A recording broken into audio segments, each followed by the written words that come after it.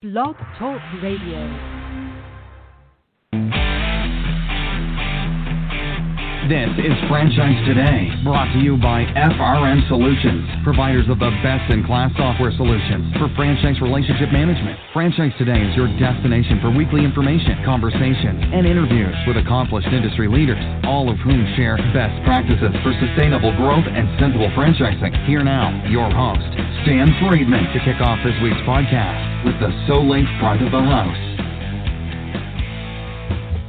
Yes, this is Franchise Today, and I am Stan Friedman, and today is Wednesday, March 6th, 2019, and I'm back from IFA and coming to you today from chilly Atlanta, Georgia. Yeah, we're under a frost warning all this week, but thankfully nothing falling from the sky, so it could be worse. And to our friends up to the north of us, hopefully you'll be digging out sooner than later. Hey, speaking of digging out, before we dig in to the front of the house today, which includes some IFA convention reflections and recaps, I want to thank again Craftworks Holdings President Mark Belanger, who was with us the week before last. Last week we had a rerun, an encore presentation while we were all at convention, but the week before Mark joined us, and I know I billed that show as a conversation with Mark around his love for franchising, family, friends, cycling, and we never got to all of it, really. We were so involved in the franchise side of the conversation, we truthfully neglected to touch on the rest. So I'm going to get Mark scheduled for a second round in the weeks ahead, and I'll keep you posted on that just as soon as he and I can get a date locked in. And with that said, it's time for the So-Link front of the house, where we take a quick look each week at some things that are making news or noise in franchising. So first, let me give a quick recap, if I could, about this past week in Las Vegas. The IFA convention was an incredible event. In fact, the run-up to the convention, the pregame, if you will, the weekend events, in and of themselves were almost worthy of a full-blown convention all by themselves. It kicked off with Franchising Gives Back, which has become an incredible pre-convention event where IFA adopts something or someone in the local community to show and demonstrate how franchising can work to give back. And so many did. Hundreds were working at a school out in Las Vegas, trying to help underprivileged people in a lower moderate income neighborhood benefit from the collective energy of all of those who participated and did their part in helping to give back in the name of franchising. The start of the annual convention on Saturday and Sunday also featured numerous events for IFA members and leadership. Saturday marked the start of the foundation programs, and Sunday included meetings for various IFA boards and committees. Official IFA business was the focus of Sunday's IFA Board of Directors meeting. IFA's Women Franchise Committee, Vet Fran Committee, Supplier Forum, Executive Committee, Marketing and Innovation, and past Chairman's Councils all held their yearly IFA convention meetings. And mind you, these are meetings that are of volunteers. I mean, IFA, we all know the staff and we see them at these events, but the audience should know it, that the heavy lifting that's done by the IFA is all done by members, by franchisors, franchisees, and suppliers who give of their time to help push this organization and its work forward to protect the brand of franchising.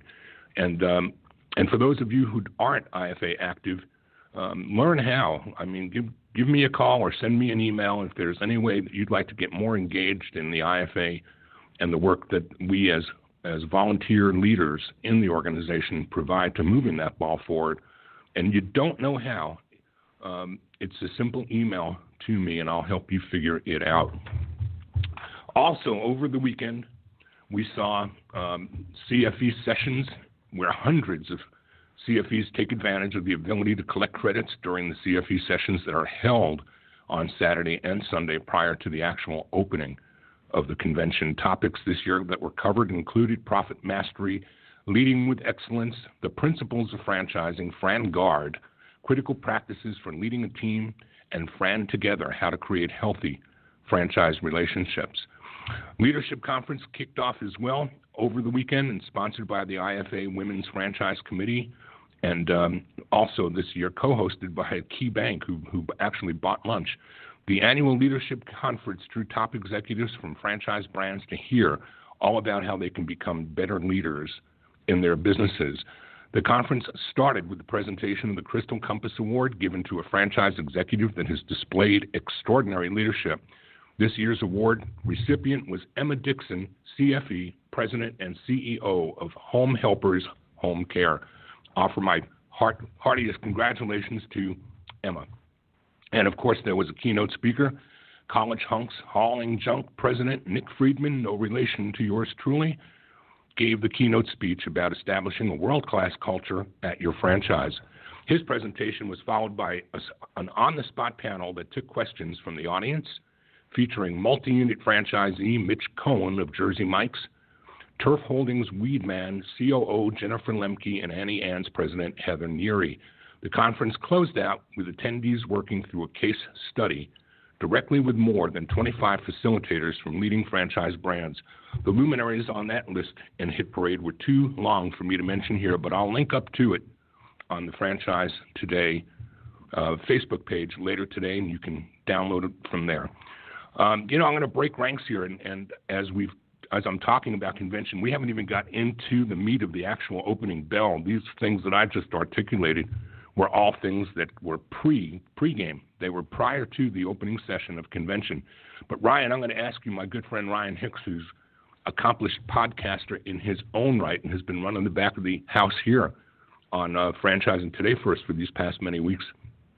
Key up your mic if you would, Ryan, because I'd like to get some feedback from you too about some of the things that we participated in and saw at convention. And I'm going to go into the Monday portion of the program, but I'm going to ask you to raise your mic and say hi before I do. Stan, I'm here, and I actually want to make a little note, a little thumbnail, if you will, in the part that you spoke about on being active. And I'll just say for anybody that wasn't able or wasn't in attendance at IFA, it's really about you get out of it what you put into it. And there's, being active is critical and key. But you're right, there was a ton. It's like there was a convention before the convention. Exactly. Good. Exactly. Good to come on the front of the house. I'm asking you to chime in here as well because I'm about to talk about the opening session on Monday, which featured Gary V., with whom you, my friend, were able to corner for an interview and a podcast that you're going to be featuring and talking more about in the coming weeks. Just to give us a thumbnail about that, Ryan. Yeah, it was a really good experience. So he actually, he carved out 25 minutes to spend with us, and actually had a couple of franchisors on with me. But he carved out 25 minutes, and he spent almost 50. And the theme of the podcast was slightly different than the message that he had, during the keynote. So I think it was really good, but it was all about relevant content. There was a lot about personal branding, but it was a really good experience. And I think the last thing that I would say, he was very, very, very well received at the keynote. And I think that 2 years ago, that might not have been the case. So I think that's just changing times. There's it's a fragmented world out there when it comes to marketing. And I think that his message was really accepted. Well, that's great. I mean, that's great perspective, and appreciate sharing it with the audience. Monday also saw the State of the Association speech given by IFA CEO Robert Crisante. Next Gen's Millennials in Franchising competition kicked off with its first round. The IFA Hall of Fame Award was given to Atlanta's own Steve Romanello, managing partner at Rourke Capital. Entrepreneur of the Year Award went to David Long, co-founder and CEO of Orange Theory Fitness. And there's an award given this year called the Fans of the Year, which I was tickled to see who got that, because these are a married couple from North Carolina, Charles and Carolyn Thurston, who I met, I don't know, maybe a year or a year and a half, maybe 2 years ago. I met them at a Faegre Franchise Summit, and they were brand spanking new. They were just getting their arms around becoming new franchisors. And here they are in such a short period of time, standing with Robert Crisante and being awarded IFA's Fans of the Year for the work that they've contributed to IFA's FAN. And congratulations to Charles and Carolyn Thurston of Wisdom Senior Care for getting some stage time this early in their IFA and franchising careers. So, Ryan, let's break ranks completely, I guess, and just go throwing the format out the window today before I've even introduced my guest that will be interviewed today. Let's bring Shane Evans in for a minute, because we were all at convention and we all see IFA through the lenses of common denominators, but also from different perspectives. As Shane is a franchisor, we're suppliers. Shane, first of all, welcome to Franchise Today. And before I properly introduce you for today's interview, I just thought it would be a crime not to ask you to reflect a little bit on the convention as well. Hi there, and thanks for having me. I love the IFA convention. I think this was probably my 11th or 12th year. We've been franchising for about 13 years now, and I have tried to attend every single year, and every single year it just gets better. I love it because there are so many great people, just, a mix of entrepreneurs, founders of companies, as well as hired guns that just have so much knowledge and are making such an impact, especially for emerging brands. I think there's just so much to learn there. And, everyone I come across that is looking to grow their brand, whether it be organically themselves through capital partners or through franchising or what have you, I just really encourage to go to the IFA, because there's just so much there to gain.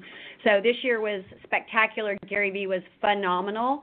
I thought there was just so much energy there, and heard just great feedback. Probably one of the best speakers, and I've seen a lot of great speakers there, from Colin Powell and George Bush and just Condoleezza Rice, like so many great speakers. But I thought Gary just brought a newfound energy to the conference and to the IFA, and is really relevant for now. I also got to join in on Ryan's podcast with Gary Vee, and that was a super amazing experience to just sit in with such a guru in today's marketing time. So I was appreciative of that. Awesome. Great feedback, and appreciate you sharing your perspective, Shane. Tuesday, things were rounded out with the IFA Foundation awarding its top honors, the William Rosenberg Foundation Leadership Award, to Mike Isaacson, owner of Insight to Execution, Merry Maids of Edgemont, Arkansas, and also a longtime franchisor for many, many years before becoming a franchisee. There was the Franchise 10X Super Session, and of course then there were the Business Solution Roundtables, which everyone loves more than anything at IFA. That if you ask people what they love more than just the networking, it's the opportunity to participate in the Business Solution Roundtables. And then, of course, there was the Diversity Award given to Ursa Jackson Tuesday. And just a few days, it really did feel like two conventions back-to-back, the weekend and then the Monday, Tuesday, and part of Wednesday, with more roundtables rounding out the agenda on Wednesday morning before convention was officially closed. And so that was the Soul Link front of the house. A lot of recap on an awful lot. I'm going to post as much as I can and links to other things that were IFA-centric over the last week. And you can also find a great deal on IFA's own Facebook page, with lots and lots of pictures up there of all of the wonderful times that we had in Las Vegas. And there you have it. That's the front of the house, brought to you by Soul Link, providers of some truly amazing loss prevention technology. In fact, Soul Link has done for loss prevention what Apple and Android did for cell phones. They've made point-of-sale and security camera systems smarter. Whether you operate a single unit or a multi-unit empire, or if you're the franchisor or an executive of a retail or restaurant brand that's concerned with unit-level economics, please take my advice and learn more about Soul Link today. When deployed, Soul Link's technology captures instances of exceptional behavior at all of your sites. Soul Link records everything that goes on in the front and the back of the house, eliminating the need to review hours of tape to identify these exceptions. Soul Link's technology captures it all and provides reports that actually direct your attention to the specific video clips of those exceptional transactions. This gives you full visibility into every action and transaction at every site from any device, and the ability to do so on demand, taking you right to the day's notable events. Whether these are unusual transactions or unauthorized activities, Soul Link utilizes your current point-of-sale and security camera systems, actually providing you with added value from existing systems. That's right, there are no new cameras or hardware required for SoulLink to work for you. Catch up with them at the upcoming multi-unit conference in Vegas, or always, as always, find them online at www.soullink.com. And so now for today's proper introduction of today's guest, it's my absolute pleasure to introduce you to someone I've grown to know pretty well over the years and who I'm proud to call a peer and, moreover, call her friend. Shane Evans got her start in sales early in life at age 16, just about 20 minutes ago, right, Shane? When she was calling around to hotels selling cheesecakes for her parents who operated a wholesale bakery business. By age 18, Shane was working for a national fitness company, selling gym memberships, and quickly moved into management, supervising a staff of more than 30 people while learning accountability from some very demanding owners. Fast forward the tape, today Shane still believes in accountability, but in a very dramatically and drastically different form from her early years pitching cheesecakes or gym memberships. Today she's the president and chief operating officer of Massage Heights. So Shane, I always start my interviews with a reflection on the fact that franchising is not intentional, that most people don't endeavor to be or study to become involved in franchising, but rather franchising finds us.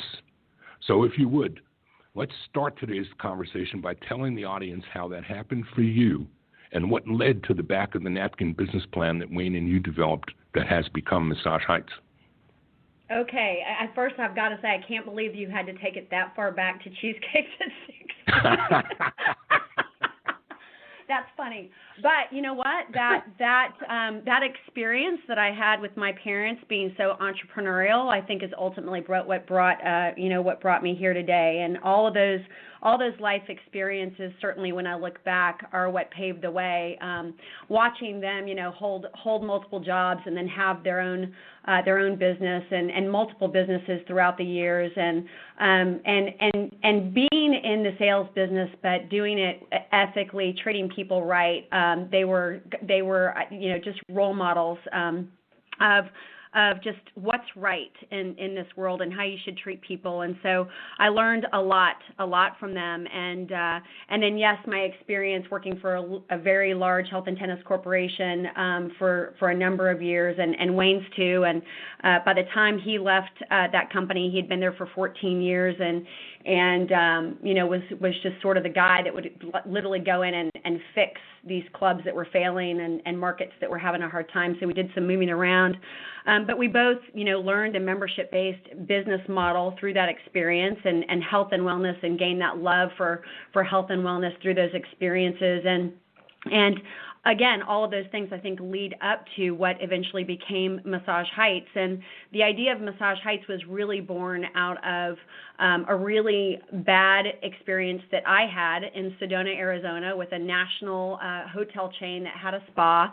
And I got taken late, cut short. It was really fluffy and not very therapeutic. I didn't get a benefit from it. There was no education in what it was that I didn't know what to ask for. And so I certainly didn't get what I wanted. It was super expensive, and I thought, it would just be so cool if you could offer something that was affordable, that would allow people to receive the benefits of massage therapy more frequently. My first experience with massage was really due to an injury, a reoccurring injury that I had that kind of started actually in the gym when I was, working out and lost just my back just started hurting. I couldn't stand up, couldn't move. And this would happen pretty frequently a number of times throughout the years. And I finally discovered massage therapy as a way to take care of it and to get better faster. So that's kind of where my love for massage therapy came. And then the business model experience really came out of the business model idea came out of a really bad experience that I had. And I thought, God, I would just love to be able to get this more often for myself. And I bet there's other people who would be able to do so. So we founded the business really with the mission to elevate the lives of people. And initially that was to elevate the lives of our customers, people who had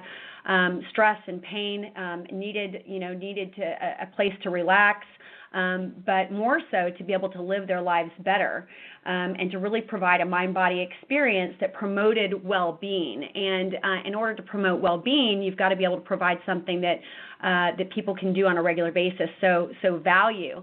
So we opened the first Massage Heights up in April of 2004. We're getting ready to celebrate our 15th anniversary as a company, and almost immediately we had guests and members coming in from all over San Antonio saying, hey, when are you going to open another one of these? Are you going to open up one near my home? This is so beneficial to me. I wish you were more convenient. And then people started asking us about, the business model and how they could invest. Could they open one themselves? And that was really how the idea of franchising came about for us. And I've got just a really quick story on that. We didn't know anything about franchising. We just knew that we needed to expand our model pretty quickly. And so we started looking to expand by opening our second location. And we did that within 9 months after the first one with the profits of the first. And when we started hearing about franchising, we didn't know anything about the model and knew that we needed to find an attorney to be able to help us with that. And I know where this is going, Shane. Yeah. You know where this is going. It was our good friend Mike Drum that really ended up ultimately helping us with franchising. He was a pretty young lawyer at the time. I was a pretty young entrepreneur at the time, and we partnered up, and he taught me really kind of everything I know today, and was really more than a lawyer, but just a friend and mentor, and helped us make some really good business decisions in the beginning. So, long answer to your short question. No, it's a great answer, and in fact, it's not long enough. I want you to unpack it even further and talk about how this isn't just you and Wayne that you brought into this vision for this business, but your brothers. You've got two brothers, you've got your mom. Talk about this family endeavor, because this is taking a business that's new to all of you and getting your whole family, which is something you grew up with, right? You grew up in the business of your parents, and they not only taught you the things about business, but obviously they taught you the value of family working together. So how did you get Glenn and your brother Brett involved and your mom involved and all of them on board to stop doing whatever they were doing or to get excited about this? How did that look? Sure, and I should go back a little bit too, because it wasn't just my parents that were entrepreneurial. I mean, it really started with my dad's parents. My dad was from a really small town in Wisconsin, and really small town. Pittsville, Wisconsin is the name of it. There's a sign as you enter that says it's the exact center of the state, and it's population 800. And they owned the only grocery store, and then my grandfather was like the mayor, the chief of the fire department. I mean, he was everything, but they owned that little grocery store, and I think that's where my dad probably got his entrepreneurial spirit, and really coming from a small town where everybody, you've got to do right by people, right? And so I think that's where a lot of those values come from. Wayne's dad also was somewhat entrepreneurial, actually really entrepreneurial. He had a small little business. They were teachers, administrators in the schools outside of San Antonio, and had a family of 5 kids, a lot of boys to feed. 4 out of the 5 were boys, and he had a little business on the side of the road selling honey, if you will. He had bees and beehives, and the boys were always they had to help out with that business. So I think that Wayne had a little bit of that too. So just that combination, I tell this story because I think there's a lot of people who have experiences like that. And they don't necessarily realize that they've already learned some of those entrepreneurial skills along the way. And so if they're ever thinking about starting a business, that maybe they should just take the plunge, which is what we did. But getting back to your question about getting more family involved, my brother Glenn, I'm the oldest of 3. Glenn is about a year and a half behind, and then Brett's about 5 years behind that. And we all grew up in that. We all learned those skills from my mom and dad, and we all have that entrepreneurial spirit. And so when Wayne and I founded the company, not long after we started it, we opened that second location, and we needed some help. And Glenn actually saw our first year financial performance for the first retreat, and he was like, "This is unbelievable. I can't believe you're making that kind of money in this business. And if you're going to grow this thing, you need to systemize your standards. You need operations manuals, because whether you have 2 locations or 3 or 5, and you're opening them yourselves, and you've got different managers in those, or you're franchising, you've got to have standards if you're going to grow a brand. And he actually had more business experience than we had. He'd owned several other businesses prior, and I really respected his opinion. So he came in about a year after we started the business and helped us sort of get those standards in place for that second location. And not long after, we brought him in to the franchise side of the business when people started asking about franchising. It was just a good partnership. The 3 of us, we all had different skill sets that we brought to the table, and I think just we worked really, really well together.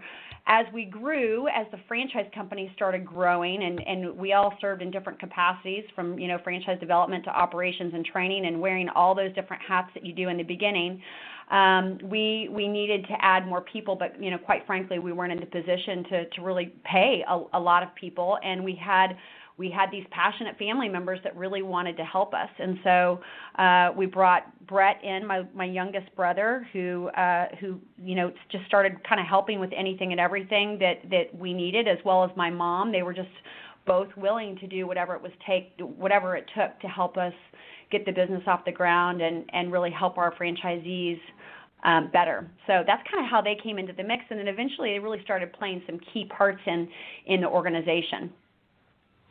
I want to talk, before we go to the break, I want to talk a little bit more about the value proposition from the consumer's point of view, and learn a little bit more about what it is you've built and how you continue to evolve and grow.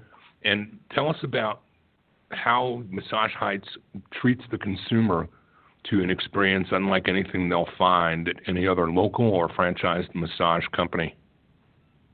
Sure. I think, number one, it starts with people and values. And so Massage Heights is very selective in the types of people that we bring into our franchise family, and that really starts with, obviously, our executive team, but the franchise partners that we bring on. They really have to be, they have to align with our company values. But as one of my franchisees calls himself a peoplepreneur, and I think that's super critical. We are in the business of people. Most businesses are, but our people, meaning our massage therapists and skin therapists, are really the product that we're selling every day in order to sell the therapeutic well-being services that we do. And so the people part of our business is super critical. It makes it simple because we don't have a lot of inventory, we don't have shrinkage, spoilage, all those things that you might see in the restaurant business. But we have to have people that really take care of people. So it starts there. But the value proposition for our guests and members is really providing a professional, affordable, and convenient experience in an elevated environment. And we really do that by, I think, just stepping up the overall experience, which starts with a complete sensory journey that elevates that overall experience for our guests and members each and every time that they come in. And I talk about sensory journey, meaning sound, scent, sight, touch, all of those things. Sound, like before you even enter our retreats, there's this just beautiful, soothing music, and that continues as you come in. You walk in and you smell the aromatherapy, and we've got, a signature scent that's lemongrass that is in each of the locations. And so that sensory journey continues, and that sensory journey then continues into the room where you get to customize the types of aromatherapy that you get. Based on what it is that you're trying to achieve that day, from relaxation to energy to what have you. We've got the site ambient lighting choices, so you can choose the types of lighting that you want in the room, and then touch could include everything from the thickest, most amazing massage tables and wool heated blankets and just amazing linens. So we're just touching all of the senses throughout that experience, and it really does provide an elevated experience, a step up above anybody in this space. So I think that's really the value proposition is it's that overall value that you get based on price, based on convenience, based on professionalism, and based on just really getting a spa-like experience at a very affordable price. I think you can sum it all up by saying everyone else calls their massage studios a studio. You call it a retreat. I mean, that word is just like vacation to me. It goes to another place. Let's talk about who the primary consumer of your product is. Are there a number of demographics, or do you pretty much cater to a soccer mom, or who's the primary target for massage heights? No, it's very, very broad. As a matter of fact, we were very intentional in the beginning stages of the business in how we developed the overall the build out, the experience that a guest has. We did not want to alienate any particular customer. In the past, it was really kind of salons and spas that offered massage treatments and body treatments. And I think that at that time that the male population might have felt a little alienated. But what we've been able to do is provide an environment where anybody feels very, very, very comfortable in it. So our demographic mix is almost equal as far as male to female guests and members, and it's a very broad range in age. So, we're really trying to create habits at a pretty young age, from high school athletes to baby boomers that are trying to fight off medications and things like that from injuries that they've incurred over the years, and just general age. So it's very, very, very broad, and I think that's such a great asset to this business. It's not very targeted, right? And there's still a lot of people that I think can enjoy the benefits of it that have never really received it. So we still have a lot of educating to do. Many people still think that massage is fluffy. They don't really understand that there is a great therapeutic benefit to it. It can help prolong your life. It can alleviate pain and stress and all those things. And so the education is there, and there's still a population of people that we have, that we need to get to. So it's really sort of a blue ocean. How does the business model work at the consumer level, Shane? Is it kind of like a gym? You buy a membership, or you subscribe for a period of time, or a number of massages? How does that look? Yeah, just at its basic, it's a monthly fee, and that fee ranges a bit in each market. And it could be anywhere from $59.99 a month to about $89 or $99 a month, depending on the membership itself and the market. But generally speaking, for the membership fee, you get one massage per month. For that, you get additional massages or skincare at a discounted rate. And that discounted rate really is what helps inspire our members to get more of those treatments, so that they get the real therapeutic benefit to the membership. So you get one per month. You get discounts on add-on services and additional treatments. And again, the whole idea is really to make it convenient and affordable for you, so that you can get the therapeutic benefit of it. Shane, when we come back, we're going to dive into conversation about the franchise opportunity and who it is you're looking for and who should be looking for you. But first, we're going to take a quick break. Sounds good. Franchise Today will be right back. But first, a word from our sponsors. And Franchise Today is produced and presented each week by FRM Solutions, providing best-in-class CRM and document management software designed specifically for franchising. FRM enables real-time business intelligence, communication, and collaboration between all members of the franchisor's team and their prospective and existing franchisees. This empowers your team to simply and seamlessly track, access, and manage all communications to and from prospective and existing franchisees, including texts. Legal and compliance is simplified too, with FRM's document management, and even site visits can be digitally facilitated and scored with FRM. Make today the day you give FRM a look, and assure that all your candidate and franchisee correspondence, including texts, are being permanently tracked and archived in candidate and franchisee records. FRM even provides state-of-the-art digital experiences for your prospective franchisees, replacing old-style virtual brochures. There are no long-term contracts required, multiple upgrades each year at no additional cost, no excuses, just solutions. Look for us online at frmsolutions.com. So Shane, we kind of covered how you got into this business. We covered how the business itself got started, and we've kind of touched on the early stages of franchising. If we push the film forward, I mean, it's been about 14 years, I guess, plus minus, since franchising began.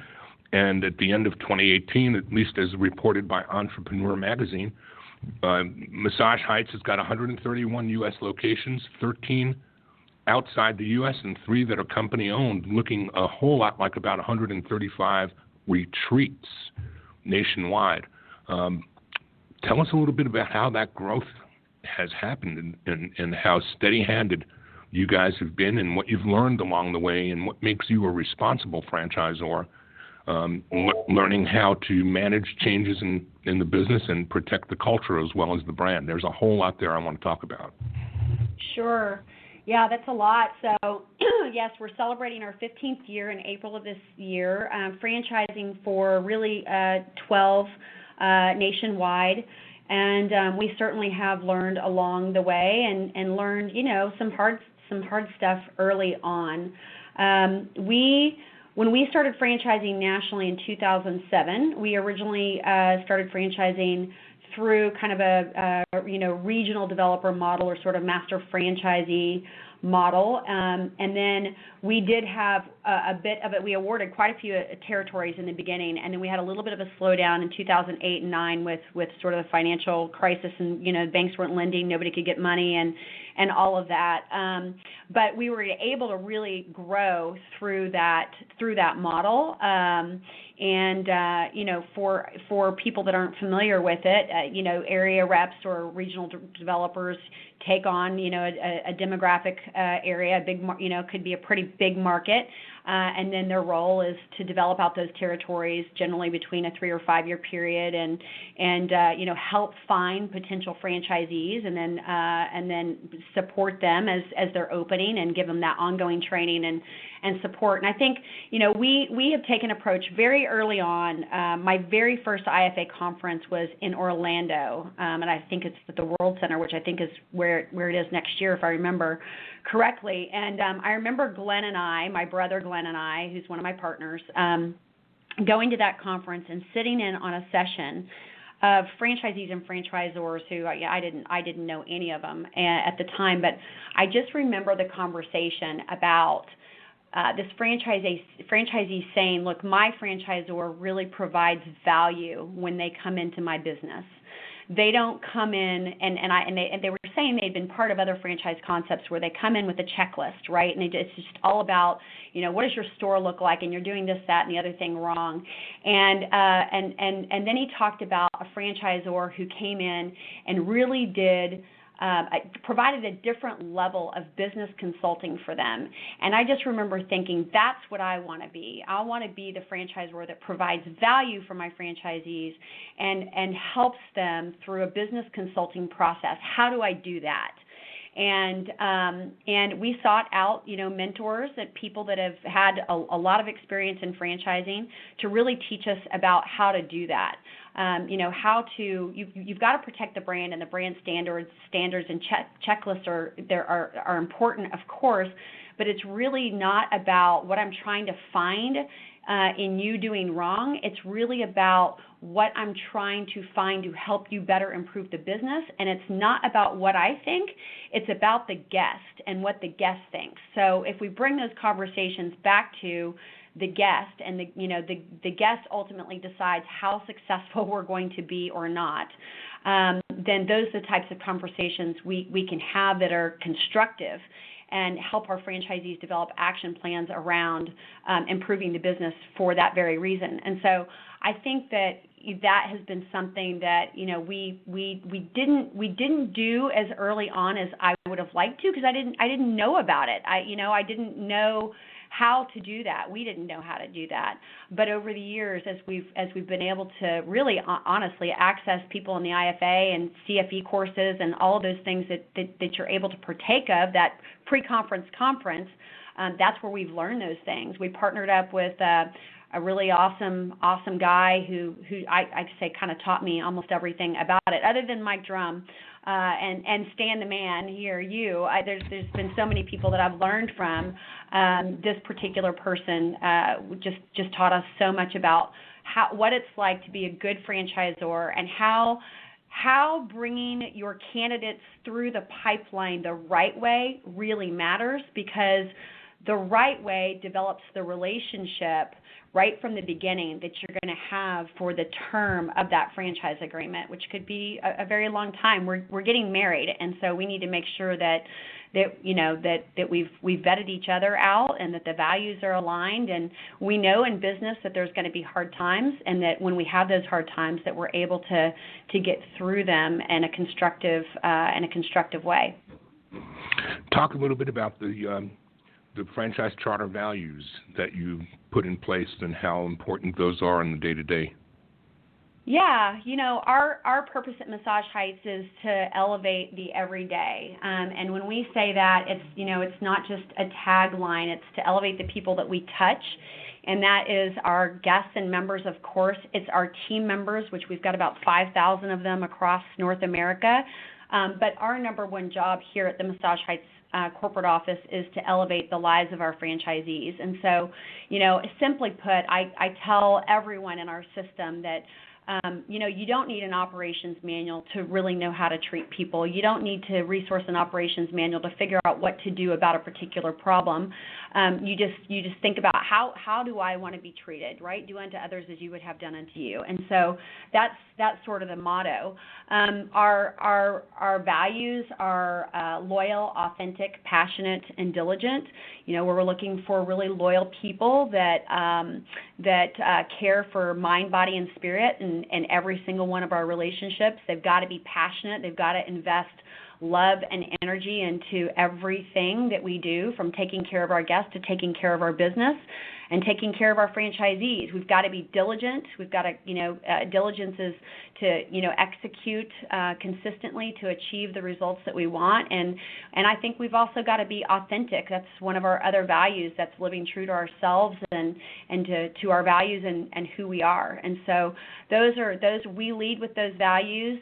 We hire through those values. We make changes through those values. And I think that in the line of business that we're in, where we are literally touching lives, no pun intended, we are helping people live their lives better, be the better versions of themselves, whether it be through getting therapeutic massage and skincare services or through owning their own business and living out their own entrepreneurial dreams, that those values are super critical in doing so, and we have to live by them each and every day.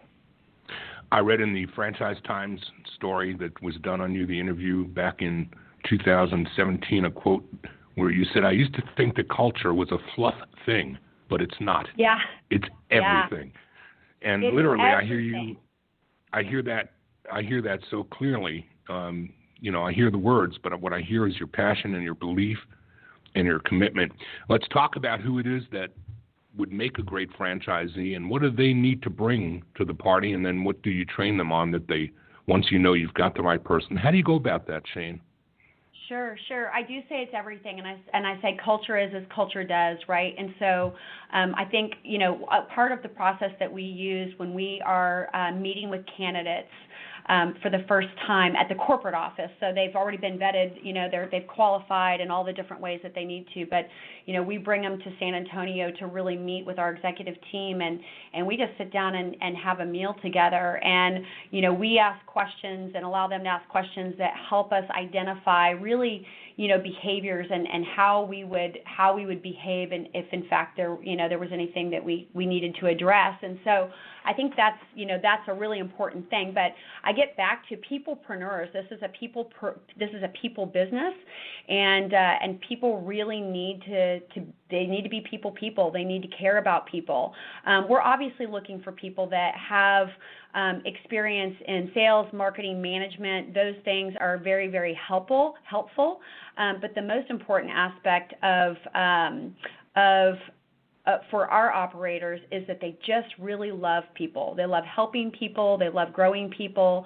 They want to see their own people successful and grow into leadership positions, that they lift people up, that they elevate lives. And that's the number one characteristic really that I'm looking for is passion for people. And with that said, so are you taking on, where in the beginning of the years you said you were doing area development, are you taking on multi-unit or single-unit operators now? What model are you operating under in today's world? Yeah, we are primarily we're doing single units. We do, yes, for the right person, we're certainly taking on multi-unit operators as well as area reps, but the qualifications there are different. I feel that you've got this model does very, very well with an owner-operator in place or a key management person that has come through the training at Massage Heights. So you want to be a multi-unit operator, and we certainly have many operators that are. We also have many operators that have not just multi-unit experience, but multi-brand experience from the food space, other health and wellness concepts as well. But we've got to have a key operator in place that is working that day-to-day business. So we look at all candidates as far as single multi-area, but we are really diligent in sort of our vetting process as to who we will allow to have those bigger territories. And I've heard the word elevate a couple of times in this conversation. Shane, let's talk a little bit about how your corporate model has been evolving and elevating and preparing to have the bandwidth to perhaps bring on more brands. Sure. We kind of had to take a look at our family business a few years ago and get a better grasp on where we all fit. And so we've developed a management company called Elevated Brands, and Elevated Brands is a shared services management company that really helps proven businesses emerge into the franchise space. And we do that by leveraging, our experience in franchising as well as professional resources that, emerging brands might not otherwise be able to afford. So Glenn Franson, my partner and one of my brothers, is the CEO of that company, and he's been helping another emerging brand into franchising. We have another company called Summit Franchise Supply, which is our distribution company. It's a supply chain, and that was set up really to help our franchisees get their stores open faster and more efficiently. And Brett Franson, who's my youngest brother, has oversight of that. And by the way, he and Glenn owned a distribution company for many, many years before we started Massage Heights, so that's really right up his alley. My mother oversees our nonprofit organization, so we are a philanthropic organization. We have a 501c3 called Heights Family Fund, and the Heights Family Fund was set up to really help team members in need. So these are team members of our franchisees that are in crisis situations. We've been able to help a lot of people through that philanthropic organization. And then Wayne, my husband, he oversees the retreats that we own. And so we actually own 4 stores, either by ourselves or with partners, and then we also have a joint venture in Austin. But Wayne has oversight of those. So by sort of, by ensuring that each family member who is passionate about this business and many aspects of it had their place in which they're the most passionate and can be most effective at, we were able to then identify other seats that we needed where we could bring in more experienced franchise professionals. So we've been developing that team over the last few years. We've got Senior Vice President of Operations and Development, Tim Hicks, who's been in the franchising space for 30 years and has experience in health and wellness with some very big brands. We've elevated Ashley Schutz, who's our VP of Marketing. She's been with us for 7 years and knows our brand very, very, very well. We've got team members that have been with us, Russell and Gio, and a number of people who've been with us for many, many years and know the brand so well and have been able to help our franchisees be super successful. And then again have brought in multiple people and mainly operations support, franchise business consultants and operations specialists that have again a number of years in franchising and really get the numbers and know how to help franchisees be successful. So the business has really evolved from being family only, kind of 3 of us and 5 of us, to 22 or so people on our staff that that bring many, many years of experience in various fields of not just franchising, but all different verticals. Shane, is there anything that I have not asked you that you wished that I might have? We're developing throughout the country. I would say, we've got a focus on Dallas, Nashville, Miami, Atlanta, Indianapolis, and Charlotte, but we're really looking for single and multi-unit operators almost throughout most areas of the United States where we've got some units and we want to backfill those markets just to be more efficient. And I think the other thing too is that, I love franchising. I absolutely love it. And what I love about it is that when I got into this business, to help other people with pain and stress management and all those things, and I love that side of it. It's so awesome to own a business that really can give back to the community and do so many wonderful things for people, not just employing people and giving great jobs, but to help people live their lives better through the services that we provide. But the thing that I love about what I do every day is the reward that I've had being an entrepreneur and being able to help so many people.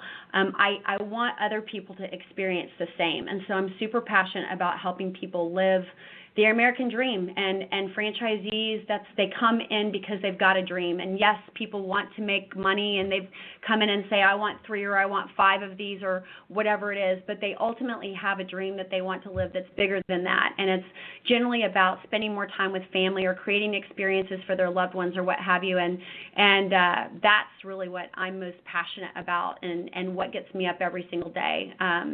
So I guess that would be it.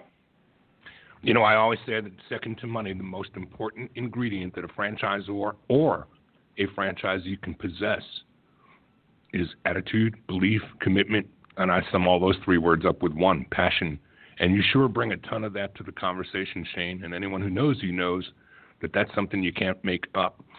Shane, tell the audience where you may be found. Are you going to be at the multi-unit conference, or are there places where people can run into you or members of the team in the next few weeks?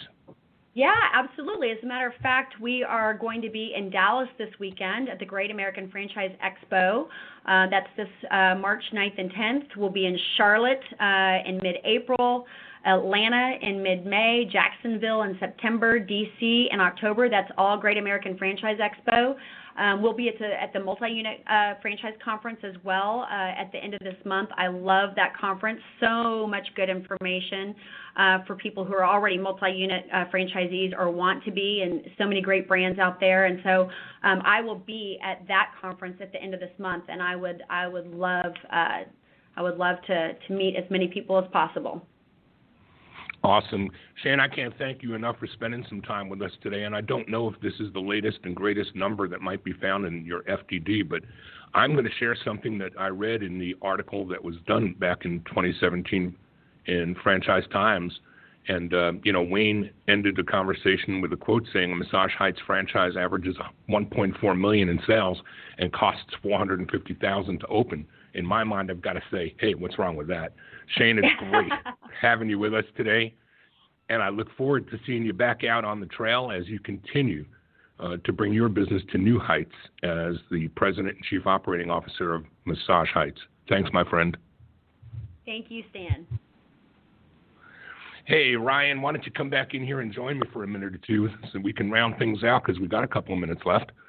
And what a great story. I love when franchisors have the kind of level of energy. I think that, I've had one interview with Josh York from Gym Guys, who every time I see him says, have you met anybody yet that has a level of energy as high as mine? And I still have to say no. Josh just caps it when it comes to that. But when it comes to passion, if you don't remember the words, you can't help but remember how Shane Evans makes you feel. I mean, she's just filled with love for the business and love for franchising. I think you summed it up perfectly when you said passion. You said the ABCs. I forgot what they were, actually. But yeah, there you go. The summary was passion, and it comes through for sure. Hey, Ryan, anything else you wanted to throw in and what's going on in your world? And, you've got some things upcoming, and I think you're going to be participating in the Unconference, aren't you? Yeah, I'll be participating in Unconference. It's a very, very good conference. If there are any franchisors or franchisees out in the audience that have not heard of the conference or don't plan on attending, I would definitely take a look at that. Maybe we can post up a link. And then also, sure. One last thing, I'm a part of the Friend Pack, which is the task force. Friend Pack is basically the political action committee that helps franchise business owners basically through bipartisan Capitol Hill work. And so we would love to get more people involved. It's really, really critical for franchising. It does a lot of really good work. And so if you can text FAN, that's FAN, to 52886, you can get more information. I'd urge folks listening to do that. That's FAN, F-A-N, to 52886.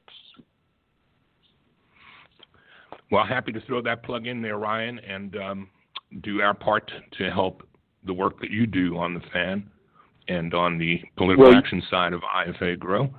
And proud, too, to tell you that I got asked to join the leadership circle, if you will. It's the leadership council of the IFA's Educational Foundation. Mike Isaacson and I, who Mike now is here in Atlanta. We're going to have him on in a week or two.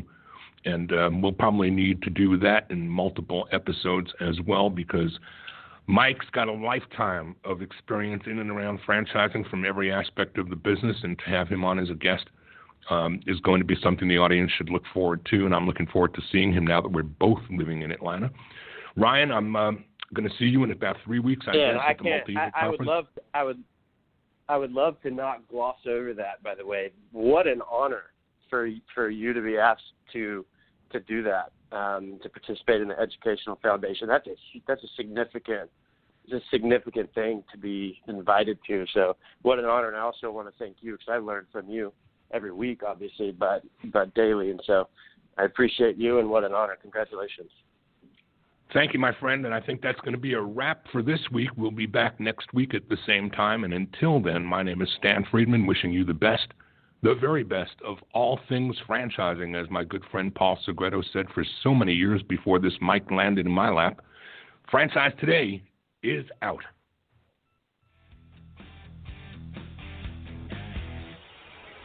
Franchise Today is a production of FRM Solutions, providing best-in-class CRM tools to empower relationships with prospective and existing franchisees. No excuses, just solutions. Find them online at frmsolutions.com. Join Stan every Wednesday at noon Eastern for another live episode of Franchise Today. Or, as always, download episodes on demand at blogtalkradio.com or iTunes.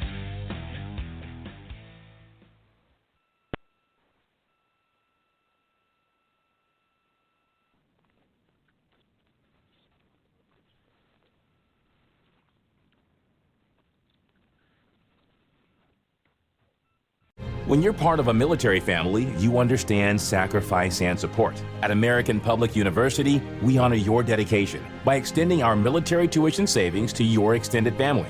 Parents, spouses, legal partners, siblings, and dependents all qualify for APU's preferred military rate of just $250 per credit hour for undergraduate and master's level programs. American Public University. Value for the whole family. Learn more at apu.apus.edu/military.